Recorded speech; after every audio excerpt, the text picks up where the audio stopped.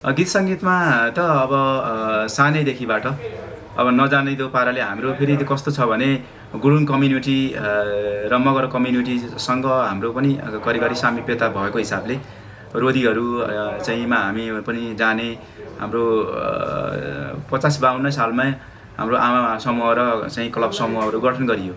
अनि त्यसले गर्दा पनि लाहुरेहरू आउँदाखेरि अलिकति हामी पनि जाने चाहिँ गीत गाउन अथवा चाहिँ बेलुका हामीले चाहिँ त्यस्तो कार्यक्रमहरू गरिन्थ्यो।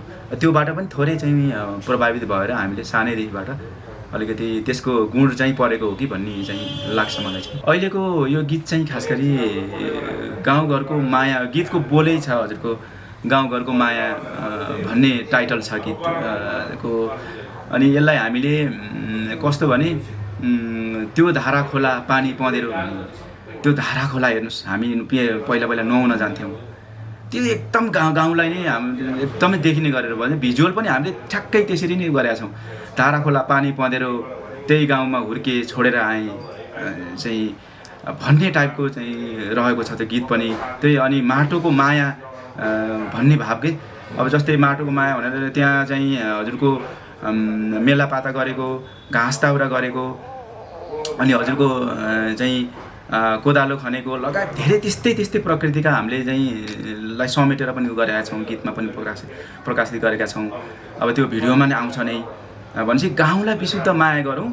हामी विभिन्न परिवेशले परिस्थितिले चाहिँ सहर आए पनि अथवा सहरबाट विदेशै गए पनि हाम्रो गाउँप्रतिको माया छ। गाउँलाई नभुलौँ, गाउँलाई चाहिँ केही गर्नुपर्छ भन्ने भावको चाहिँ यो गीतले बोलेको छ। 20-30 वर्षपछि हाम्रो गाउँ कस्तो थियो त भनेको 20-30 वर्षपछि हेर्दाखेरि चाहिँ त्यो देखियोस् अहिलेको अवस्था के थियो गाउँको भनेर। पानी पँधेर कुवा चाहिँ धारा खोला लगायत चाहिँ मठ मन्दिरदेखि लिएर सबै चाहिँ कस्तो थियो त भन्ने भने आगामी पुस्ताले पनि हेरुन् भन्ने हिसाबले म यति भित्रबाट चाहिँ मलाई मनैदेखिबाट त्यो गरौँ भन्ने लागेको थियो। धेरै वर्षबाट हो। हाम्रो सर्जक अर्जुन थापा मगरज्यूले मलाई गजगाउनु भयो चाहिँ सन्दर्भलाई एउटा गरौँ न साथी गरौँ न भनेर गर्दाखेरि करिब 1 वर्ष जति लाग्यो यही कन्सेप्ट गर्दा। किनभने फाइनेन्सियली जुटाउनु पर्यो, यत्तिकै त एउटा गीत त बन्दैन होइन। एउटा भोकल मात्रै हालेर चाहिँ त बन्दैन। त्यसलाई चाहिँ भोकल र लिरिक्सलाई चाहिँ समेट्न त भिडियो बनाउनु पर्यो, भिडियोले पनि चाहिँ त्यसलाई चित्रण गर्नु पर्यो। त्यसले गर्दाखेरि अलिकति फाइनेन्सियली पनि जुटाउँदा समस्या अलिकति भयो। अनि जुटाउँदै गाउँका दाजुभाइहरू अग्रजहरू सल्लाहकारहरूलाई सबैलाई चाहिँ भनेर ल यस्तो गर्न लागि छ। ल गाउँ देश विदेशमा हुनुभएका दाजुभाइहरूलाई पनि आग्रह गरौँ र अलिकति सामूहिक रूपले चाहिँ गरौँ, गाउँकै चाहिँ हित हुन्छ भनेर त्यसरी चाहिँ एउटा फन्ड कलेक्सन पनि गरियो यो गीतलाई। अनि यसको लागि हाम्रो आदरणीय भेषराज दाजु पोखरेल दाईको संयोजकत्वमा हाम्रो एउटा समिति बनाइयो। अनि त्यो मार्फत यसरी फन्डहरू गर्ने, विदेशमा भएका दाजुभाइहरूलाई भन्ने ल है यसरी बन्दैछ भनेर चाहिँ सूचना प्रवाह गर्ने। त्यसरी गरेर एउटा सामूहिक रूपले गएको छ यो चाहिँ गीत चाहिँ खास गरी। यो धारा खोला पानी पँधेरो त्यही ठाउँमा हुर्के छोडेर आए सम्झना आउँदा मनै अँधेरो सम्झना आउँदा मनै अँधेरो ए हो चरी बनेमा माया छ गाउँघरको सधैँ मनैमा। स्वागत छ हजुरलाई। धन्यवाद छ। हजुरको शुभ नाम? म बुद्धिराज बसेल, गाउँ चाहिँ स्याङ्जा, बिरुवा गाउँपालिका 4 स्याङ्जा हो। हजुरको अहिले नयाँ गीत आएको छ भन्ने सुनिएको छ, के कस्तो छ बताइदिनुहोस् न। ए हस्, थ्याङ्क यू। यो गीत चाहिँ खास गरी मेरो पहिलो सिर्जना हो। म विगत सानै उमेरदेखि बाँसुरी बजाउने, अब हार्मोनियम लगायत विभिन्न इन्स्ट्रुमेन्ट बनाउनु पनि मेरो चाहिँ सोख थियो। अनि मैले अब सामाजिक सञ्जालमा पनि यसो अलिअलि क्लिपहरू हाल्ने गर्थेँ। अनि अहिले चाहिँ आफ्नै सिर्जना किन नगर्ने त भनेर हामीले सुरुवात गरियो। यस सन्दर्भमा हामीले पहिलो सिर्जना चाहिँ गाउँ घरसँग सम्बन्धित आफ्नै गाउँठाउँको माटो सुहाउँदो गीत चाहिँ किन नगर्ने भनेर हामीले चाहिँ यसरी यसको कन्सेप्ट चाहिँ यसरी सुरुवात भएको छ।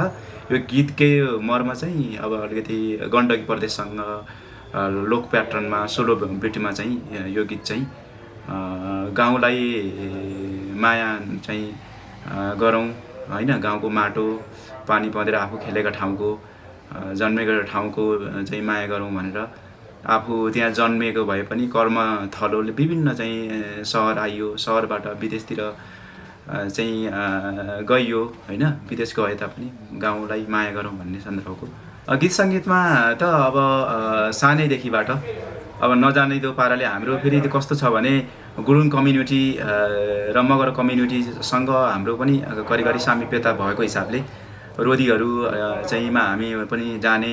हाम्रो 50-52 सालमा हाम्रो आमा समूह र चाहिँ क्लब समूहहरू गठन गरियो। अनि त्यसले गर्दा पनि लाहुरेहरू आउँदाखेरि अलिकति हामी पनि जाने, चाहिँ गीत गाउन अथवा चाहिँ बेलुका हामीले चाहिँ त्यस्तो कार्यक्रमहरू गरिन्थ्यो। त्योबाट पनि थोरै चाहिँ प्रभावित भएर हामीले सानैदेखिबाट अलिकति त्यसको गुण चाहिँ परेको हो कि भन्ने चाहिँ लाग्छ मलाई चाहिँ। हाम्रो के हुन्छ भने गुरुङ कम्युनिटी भएपछि स्वत चाहिँ त्यसमा हामीले त्यो ठाडो भाकाहरू लगायतका र बेलुका त्यो अर्घौँ भन्ने हुन्थ्यो त्यति बेला। अर्घौँ भनेको गुरुङहरूको ठुलो हुन्छ, मान्छे बितिसकेपछि 1 वर्षमा गरिने चाहिँ क्रियालाई कर्मलाई चाहिँ अर्घौँ भनिन्छ। त्यसमा चाहिँ हामीले त्यस्ता कार्यक्रमहरू र अब विभिन्न जस्तै पुसे 15 भन्ने हुन्छ, त्यसमा पनि त्यस्ता कार्यक्रममा म पनि सहभागी हुन्थेँ। हामी स्वतः पनि सहभागी भइन्थ्यो होइन, भनौँ न। अब त्यस्ता कार्यक्रमले गर्दा हामीलाई पनि थोरै त्यसका प्रभावहरू परेको हुँदा त्यसको अहिले विकसित रूप हो भनौँ न। प्रतियोगितामै त अब स्कुलको सानो फङ्सनहरूमा गरिन्थ्यो, त्यस्तो ठुलोमा चाहिँ म गइनँ। साना स्कुलकै प्रतियोगितामा चाहिँ भाग लिने त हुन्थ्यो। अनि गाउँकै अब सांस्कृतिक कार्यक्रमहरूमा खास गरी त्यस्तामा पर्फर्मेन्सहरू साना पर्फर्मेन्सहरू दिने हुन्थ्यो। अब त्यति बेला खासै त्यस्तो ठुलो अब हामी पनि अब करिब अब 55-58तिरकै अब पुरानै उसको नै पऱ्यौँ हामी पनि होइन, करिब नयाँ जेनेरेसनकै भन्ने त मेरो पनि भएन। भनेपछि त्यो डिजिटल फर्मेटहरू त्यतिर आएकै थिएन। भनेपछि नर्मल रूपले हामीले गाउँ मेलापातातिर गाउने त्यस्तै कार्यक्रमहरू नै हो खास गरी। अहिलेको यो गीत चाहिँ खास गरी गाउँघरको माया गीतको बोलै छ हजुरको, गाउँघरको माया भन्ने टाइटल छ गीतको। अनि यसलाई हामीले कस्तो भने त्यो धारा खोला पानी पँधेरो भन्ने, त्यो धारा खोला हेर्नुहोस्, हामी पहिला नुहाउन जान्थ्यौँ। त्यो एकदम गाउँलाई नै एकदमै देखिने गरेर भने भिजुअल पनि हामीले ठ्याक्कै त्यसरी नै गरेका छौँ। धारा खोला पानी पँधेरो त्यही गाउँमा हुर्के छोडेर आएँ चाहिँ भन्ने टाइपको चाहिँ रहेको छ त्यो गीत पनि।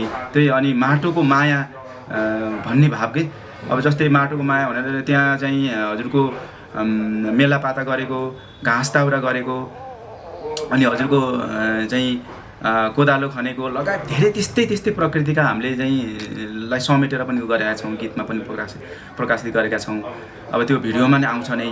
भनेपछि गाउँलाई विशुद्ध माया गरौँ। हामी विभिन्न परिस्थितिले चाहिँ सहर आए पनि अथवा सहरबाट विदेशै गए पनि हाम्रो गाउँप्रतिको माया छ। गाउँलाई नभुलौँ, गाउँलाई चाहिँ केही गर्नुपर्छ भन्ने भावको चाहिँ यो गीतले बोलेको छ। यो खास गरी गाउँलाई नबिर्सौँ। आफू जहाँ रहे पनि गाउँ ठाउँको माया आफूलाई बनाएको भनेको त त्यही ठाउँले हो। हामी जहाँ बसे पनि, हामी विश्वका जुनसुकै कुनामा बसे पनि जन्मेको त त्यहाँ हो नि। हामीलाई बनाएको अथवा म यो ठाउँमा पुगेँ होइन, देशकै विभिन्न ठाउँमा चाहिँ पुगेँ, ठुलो मान्छे अथवा चाहिँ उच्च स्तरमा पुगेँ, जन्मेको चाहिँ ठाउँ त त्यही हो, पृष्ठभूमि त त्यो भएर त्यसलाई चाहिँ नबिर्सौँ भनौँ। यो भनेको पुस्तान्तरण पनि हो। अब यो सृजना मैले पहिलोपल्ट गाउँसँग सम्बन्धित बनाएँ।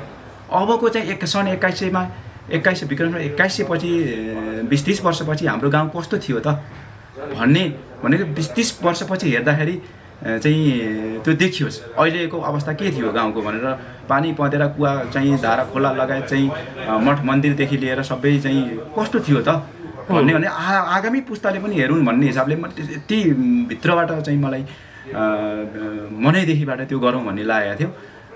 धेरै वर्षबाट हो। हाम्रो सर्जक अर्जुन थापा मगरज्यूले मलाई गजगाउनु भयो चाहिँ सन्दर्भलाई एउटा गरौँ न साथी गरौँ न भनेर गर्दाखेरि करिब 1 वर्ष जति लाग्यो यही कन्सेप्ट गर्दा। किनभने फाइनेन्सियली जुटाउनु पर्यो, यत्तिकै त एउटा गीत त बन्दैन होइन। एउटा भोकल मात्रै हालेर चाहिँ त बन्दैन। त्यसलाई चाहिँ भोकल र लिरिक्सलाई चाहिँ समेट्न त भिडियो बनाउनु पर्यो, भिडियोले पनि चाहिँ त्यसलाई चित्रण गर्नु पर्यो। त्यसले गर्दाखेरि अलिकति फाइनेन्सियली पनि जुटाउँदा समस्या अलिकति भयो। अनि जुटाउँदै गाउँका दाजुभाइहरू, अग्रजहरू, सल्लाहकारहरूलाई सबैलाई चाहिँ भनेर ल यस्तो गर्न लागि छ, ल गाउँ देश विदेशमा हुनुभएका दाजुभाइहरूलाई पनि आग्रह गरौँ र अलिकति सामूहिक रूपले चाहिँ गरौँ, गाउँकै चाहिँ हित हुन्छ भनेर त्यसरी चाहिँ एउटा फन्ड कलेक्सन पनि गरियो यो गीतलाई। अनि यसको लागि हाम्रो आदरणीय भेषराज दाजु पोखरेल दाईको संयोजकत्वमा हाम्रो एउटा समिति बनाइयो। अनि त्यो मार्फत यसरी फन्डहरू गर्ने, विदेशमा भएका दाजुभाइहरूलाई भन्ने ल है यसरी बन्दैछ भनेर चाहिँ सूचना प्रवाही गर्ने। त्यसरी गरेर एउटा सामूहिक रूपले गएको छ यो चाहिँ गीत चाहिँ खास गरी। यो खास गरी यसको लय लिरिक्स चाहिँ म बुद्धिराज बस्याल स्वयं भएँ। भोकल पनि म स्वयं र सम बस्याल भाइको हामीले जोडेका छौँ, सम बस्याललाई पनि। यसको कोअर्डिनेसन पार्ट चाहिँ हजुरको भेषराज पोखरेलज्यू हुनुहुन्छ। यसको समग्र स्टोरी डाइरेक्सन संयोजन चाहिँ हाम्रो अर्जुन थापा मगर हुनुहुन्छ। यसरी हामीले यो भिडियो, यो गीत र ओभरअल चाहिँ प्रोजेक्ट भनौँ न यो तयार गर्नलाई हाम्रो र विभिन्न अरू सहयोगी हातहरूको पनि धेरै भूमिका छ। मेन गरी सुरुमा जोडिनु भएको हिसाबले मैले यति अहिले नाम लिएँ। समय गएर चाहिँ हामीले अर्जुन थापा मगरज्यूको संयोजकत्वमा र कलाकार टिमहरू पनि लिएर गएर म आफै पनि गएँ। यसरी म जन्मेर कुना काप्चा त्यसरी म हिँडेको पनि थिइनँ गाउँको, त्यसरी कुनामा म गएको थिइनँ। अहिले यो चाहिँ यो गीत सङ्गीतको माध्यमबाट मैले त्यसरी गाउँलाई नजिकबाट निहाल्ने मौका पनि पाएँ। घर त्यसरी गएर एकदम नजिकली क्लोजली चाहिँ भिडियोहरू निर्माण गर्ने, हाम्रो बाआमाहरूसँग चाहिँ गफ गर्ने मौका पनि पाएँ। कार्तिक 21 गते शुक्रबार आजकै दिनबाट हामीले @बुद्धिराज बस्याल युट्युब च्यानलबाट 2 बजे हामीले प्रकाशित गर्ने निधो गरेका छौँ। अब यसको तयारी अन्तिम तयारी हुँदैछ। अब यसबारेमा भन्नुपर्ने हुन्छ। मेरो एउटा पेसागत मर्यादा छ। म एउटा नेपाल सरकारको उपसचिव पदमा छु, प्रशासन लेखा परीक्षण सेवामा छु। मेरो त्यतातिरको पाटो छँदैछ। अनि अब यो पहिलो सिर्जना मैले प्रकाशित गरेँ। अब त्यसपछि पनि अब मेरो जिन्दगी भनेको यो पाटो एउटा प्रोफेसनल पाटो भयो। अर्को चाहिँ साहित्यिक पाटोलाई पनि मैले बिस्तारै अगाडि बढाउँदै लानेछु। यो मात्रै मेरो इन्ड होइन, अब यो सुरुवात हो। यसपछि म नमरुन्जेलसम्म अथवा चाहिँ आगामी दिनहरूमा पनि म जहाँ जे रहे पनि मैले मेरा सिर्जनाहरू अरू सिर्जनाहरू पनि थप हुँदै जानेछन्। मैले अरू सृजना मार्फत पनि म आउँदै गर्नेछु भन्न चाहन्छु। सम्पूर्ण मेरा चाहिँ सामाजिक सञ्जालमा जोडिनु भएका आफन्तहरू, दाजुभाइहरू, सम्पूर्ण श्रोता दर्शकवृन्दहरूले मेरो फेसबुक च्यानल र युट्युब च्यानल, टिकटक मार्फत पनि चाहिँ साना क्लिपहरू, बाँसुरीका क्लिपहरू, हार्मोनियमका क्लिपहरू र साना भोइसका क्लिपहरू पनि हेर्दै रहनु भएको थियो। यो मेरो पहिलो सिर्जना हो। यसमा थोरै बिग्रेको अथवा भोइस कामेको अथवा केही चाहिँ हुनसक्छ, अपरिपक्वता हुनसक्छ, किनभने पहिलो सिर्जना हो मेरो।